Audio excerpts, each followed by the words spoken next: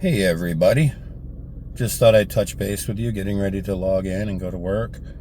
But I wanted to talk about a topic today. And the topic that I want to talk about is victim mentality in relation to gig work. I see it in my comments, I see it in the comments of other videos of people playing the victim. And what I mean by that is people coming up with 20 reasons of why something sucks or why something's not working, and no matter what they try, it's just not working, and it's like the app's fault or whatever. So most of the times, our earnings we can control out here.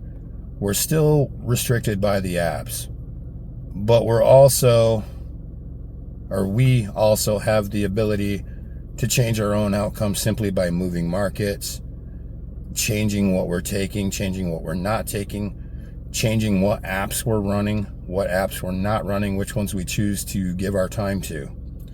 So the thing is if DoorDash isn't working for you, or if Uber Eats isn't working for you, or Shipt, or Instacart, or Roadie, or Curry, or Expedite, or Deliver That, or Delivered, well, not Delivered because they're Expedite now, or Meals Now, or any other number of apps, Amazon Flex, Walmart Spark, you can choose which apps get your time and which ones are available in your market. And if they're not available in your market, go to a market where they are available. You know, don't just get into the mindset of, I know it's easier to run a single app and make your money, but sometimes that's just not what's going to happen. So the victim mentality is, you're believing what everybody else tells you. You're letting other people pull you down.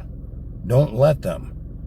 Just because 20 people or 30 people say, oh, it don't work in this market, or oh, it don't work in that market, you begin to think that that is the reality.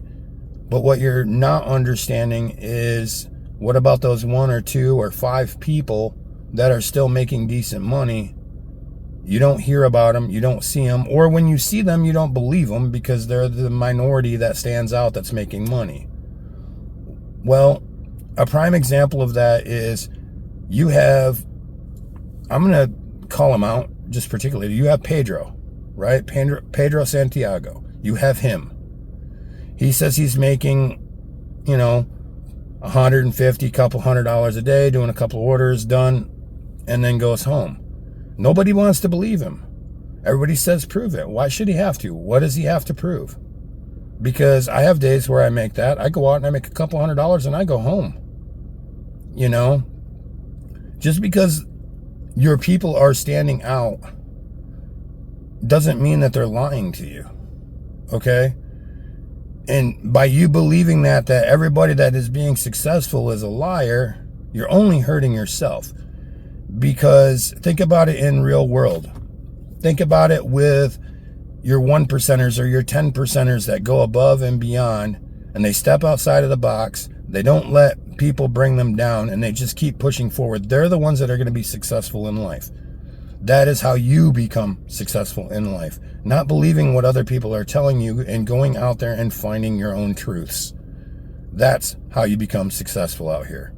And you know what? I can say that I make $5,000-$10,000 a week, and people might say prove it. Well, obviously I don't make that kind of money, but it doesn't mean you can't. I mean, I'm sure there's drivers out there that are making $3,000 a week, $4,000 a week, and I know people in the comments are going to say nobody's making that on DoorDash. No, they're probably not, but guess what? They might be making it on a plethora of other apps. Because you can get trips that are $2 or $3 or $4 or $500. I've seen them on Curry. Yeah, it might pay $300 and you have to go 200 miles, but they are there. So there are people that are successful, and there are people that are doing very, very well in the gig economy.